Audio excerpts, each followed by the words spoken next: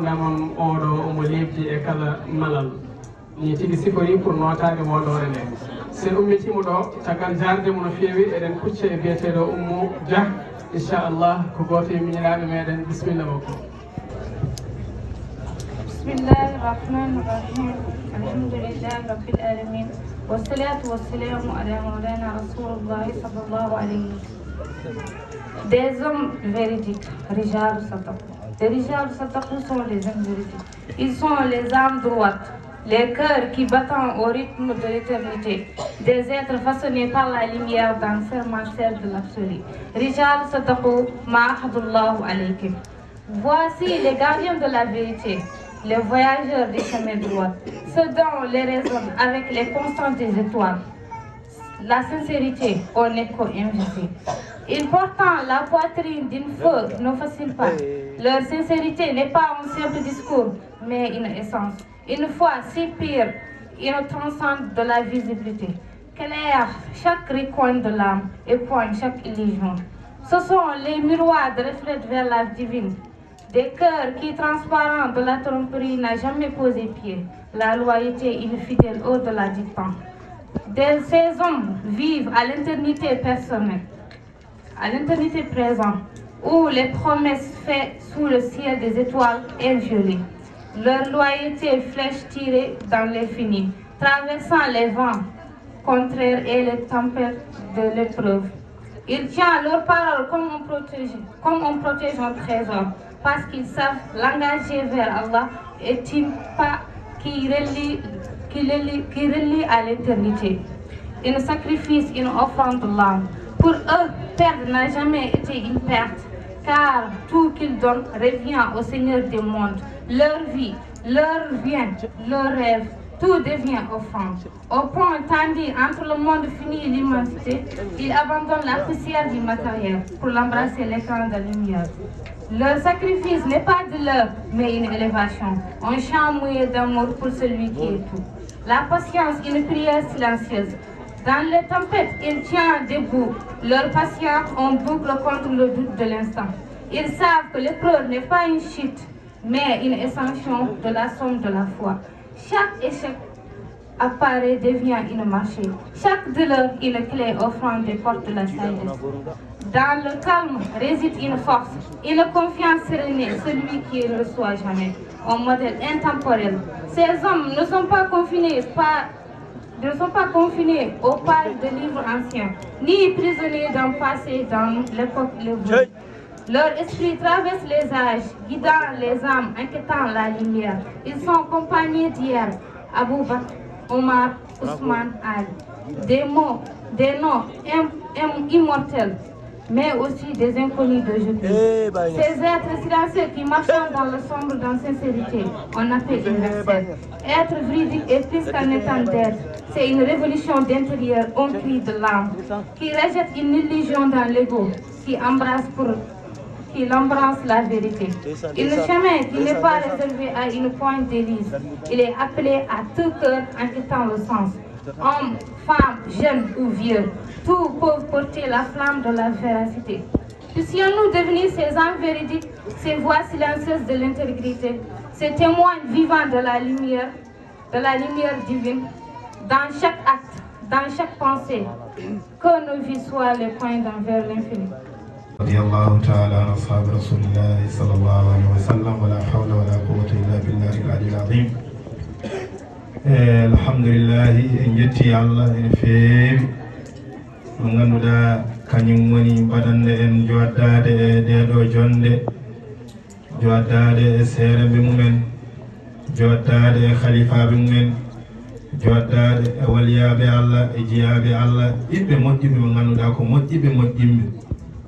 noon eɗen ɗaɓɓa yaafuye eɗen ƴetta kadi sakkitore e khalifa men ɓi ceerno men ɓi ceerno mum jinnaɗo men woni cheikh Tahirou Ba min ƴetta yamirore tagi men ƴettude yamirore alhamdulillahi Baye Oumar oɗo ñes omo aadiri kalto haalata somin kawri o ƴettata yamirore wadde noon hay minen e koyamen somin kaala tawi omon ɗon min ƴettata yamirore en calmini fof calminaali ɗi fof en downi e ceerno Dahiru yettina denndaangal calminaali ɗi eɗen mbiye kadi oustad Zakaria Dia yo Allah yoɓ moƴƴere alhamdulillahi min beltima no feewi nde wonno ka ganndo ara faami kadi neɗɗo ne wona ganndo tawi faamaani gonɗen noon koye jamma mo ngannduɗaa ko programme worɓe e rewɓe wiiɓe koye mumen ko worɓe ko Allah wi minal mu'minina rijalun enayi worɓe enayi gonɗinɓe e worɓe firti neɗɗo ne wawi wonde gonɗina tawi wona gorko ne wonno Allah wonto yi neɗɗo gonɗina ha para yiyo yo tuubu ila llahi jami'an ayyuhal mu'minun wowno kay ko neɗɗo keefeere yiyo yo tuubi kono neɗɗo jaaɗo haw woni juulɗo omo juula omo rawa Allah o yiya yo tuub ɗum wonko firti joni noon ɓeeɗo rewɓe ɓe mbi walla ɓeeɗo worɓe ɓe mbi kamɓe ɓe mbiyete ko rijalun sadaku ma ahadullah aleyhi holɗum ɓe gaadodiri e Allah holon aadi mo gaadodirɗen e Allah oɗon aadi haysi men gaadodiri e Allah aadiji kewɗi wona aadi ɓurɗo tengtude aadi yawma alastu bi rabbikum qalu bala oɗo aadi ko aadi hakkude men e Allah wonde neɗɗo so ari ɗo hen alay sago histirina oɗon aadi o wona o naate da'ira rijalun wadde noon minal mu'minina rijalun wadde minal mu'minina nisa'un kadi ene woni gorko ko debbo ene woni debbo ko gorko kono noon alay sago yettogo yite maqama siddiqiya minal mu'minina rijalun sadaqu ma ahadullah aleyh keɓe gaadodirno e Allah ɓe gomɗi hen wadde noon ndeɗo inde mo ceerno Alkasum inniri ngal ɗo dental mo ngannduɗaa ko worɓe e rewɓe fof ngoni heen te rewɓe ɓe mbiyete ko worɓe worɓe ɓe mbiyete ko rewɓe ɗum noon holno wonira alay sago ngannduɗaa ko woni rujuliya e ko woni kadi ndewal neɗɗo ne wona gorko tawi ko debbo neɗɗo ne wona gorko tawi ko debbo ngal ɗo dental noon yiye ko rijalum sadaku ko worɓe mo ngannduɗaa ɓe ngomnini keɓe pododirno e Allah en mbi pododirde Allah ko yawma alastu bi rabbikum qalu bala wonde noon alay sago neɗɗo o hestirina ngal ɗo imanagal tagi joom lafdaro yi awwal ma yajib alal mukallaf tashihu imani o sellirindi imanagal mum firti imanagal aɗa jogino ɗum wadde ya sellirin wadde noon tawde noon sellirinde nen heen ɗum tagi Allah wi tuubu ila llahi jami'an ayyuhal mu'minun neɗɗo o gonɗina Allah ha par o yeeyo tuub holɗum tuubde ne wonno neɗɗo yiide ko wona Allah ko bakkar ɓurani mumude gona Allah wona ɗum bakkar ɓurɗo mumude kono sa yi neɗɗo woni koye bakkar o wawi yebdude oɗon bakkar noon ko on ummini hono kasum ba en jii konko ɓoyani ko fuɗɗi hadara kono noon eɗen gandi o yaltiniɗo joni rewɓe mo ngannduɗaa hen gorko debbo hen gorko mbaɗa andi ɗum ɓoyamo fuɗɗi ene wawi ko jaggi wirdu e ko woni tarbiya makko timmana hitande joni noon hen goto o hikka fuɗɗiɗo ɗum ɗo firti konko omo rewi ko Cheikh Ibrahima mbino ko ne wonno sa yi Cheikh Ibrahima o yimi mi weltinima dendagal muqaddame ɓe mawɓe ɓe wonɓe gonno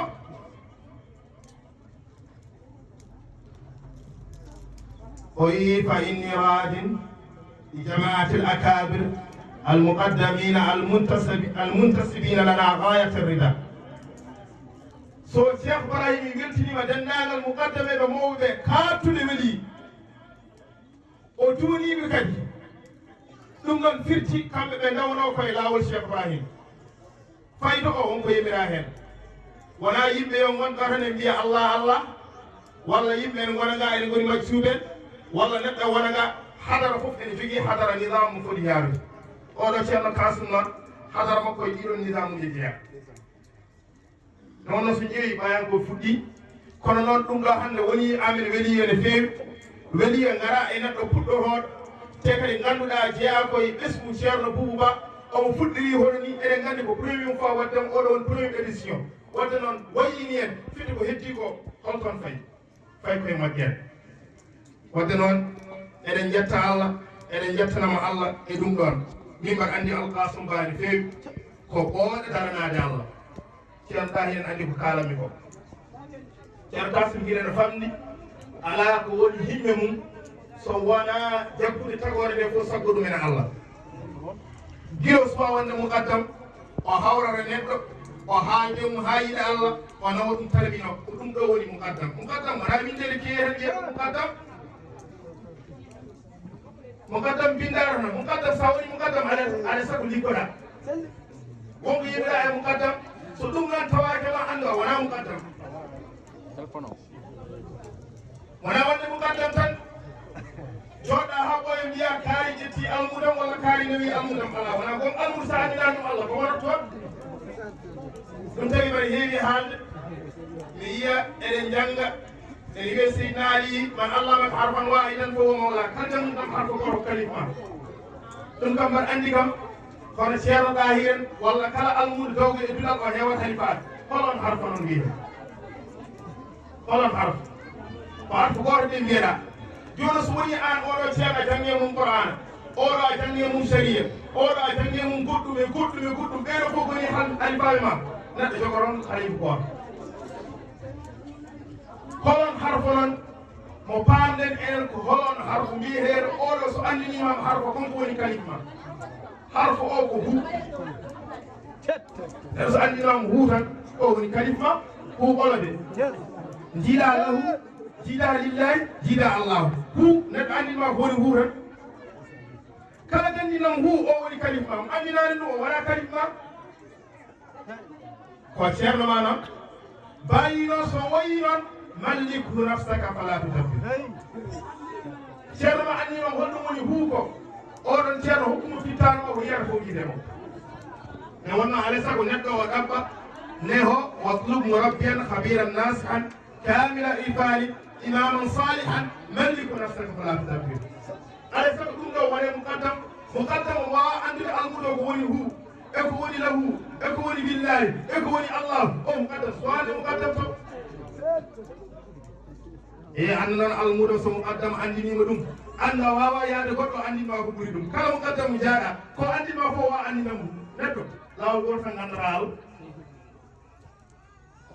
sa yeehi mukaddam baɗɗamo tarbiya ɗum ɗon neɗɗo suɓorako ɗum o ma tadiri nafsum ɓe yi ardin tammude hay goto anda fittani mum ma yeeha ɗum ɗon ko Allah tan subantoma ɗum Allah waɗanma ɗum so Allah waɗnimo oɗo woni ceerno ma ala ko mbawɗa ittude aɗa wawi noon yaade woɓɓe ɓeyditirɗa on ko musidɗo ma tan e Allah on wawi ɓeydudemo on wawi hokkudemo goɗɗum kono mukaddam gandinɗamo Allah ko gotol neɗɗo wawa yaade fanawɗaɓe ɗiɗi sino ɗum kay heeɓa taw noon mo luttima toon ene weeli ha mbaɗi wadde noon alhamdulillah ala kulli hal ko weltare en feewi ko yidde jofnade almuɓe enen fof en jogo yimɓe woni debbo hen woni gorko hen tinnoɗen kadi liggade e wonno ko liggade waɗata ɗum ɗo neɗɗo so wondi e mawɓe yo liggan ɗumen en jii ceerno alkasum ba o innir oɗo jamma ko ceerno hasan dem cheikh barahimi walzamu fi khidmati lmashayikh wa mahabbatahum ñiiɓe e ligganade seeremɓe e yiddeɓe fa innahum yaquluna man istahdamnahu qaddamnahu kala ligginiɗo min gardina ɗum kono neɗɗo liggay tan yeeyo ardin hay sinna ardinama jogoɗo tan ko permis kon permis o wawa yaade jogade permis ne weeɓi kono wawde jognude ɓuuri sadde ɗum noon tinnoɗen e liggade en feewi hoto kañeɗen ne wonno hunde nde so yonti tan arata so Allah wi ya liggo a liggot tan sa yentari liggade noon sa yiyata liggo kan tampino hoorema tan wadde tinnoɗen e feewi tinnoɗen e seeɗa men ñandede mi yi photo woto ceerno Boubou e ceerno Abdallahi Dia ngoɗon photo hayso waɗama ɗo tan ene fof en daari wonko jangguide men ko heewi ceerno Abdallahi Dia o jooɗi ko less ceerno Boubou jooɗi dow omo salmina ceerno Boubou omo holla ko woni hen kinade te en jii gurdam ceerno Abdallahi Dia o meeɗa hollude ceerno Boubou so wona ko ceerno mo ɗum waɗi hay nokkuji mo ceerno Boubou yahata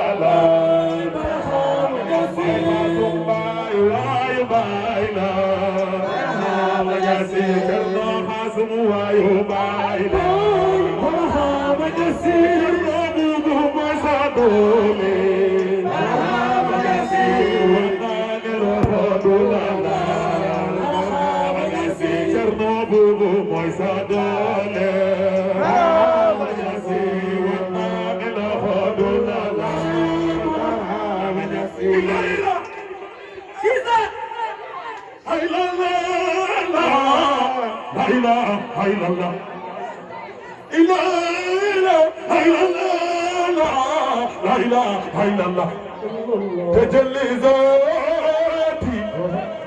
تجلي ذاتي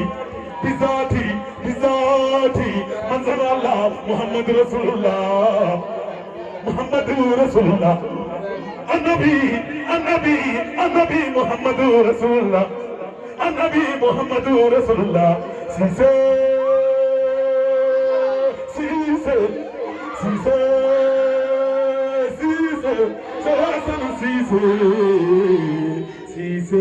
سيسي ولي الله الله لا إله لا إله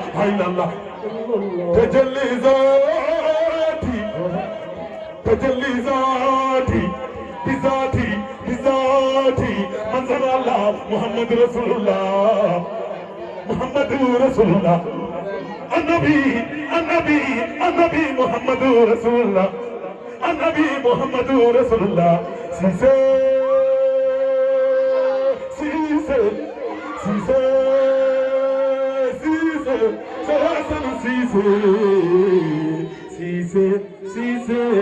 ولي الله الله لا إله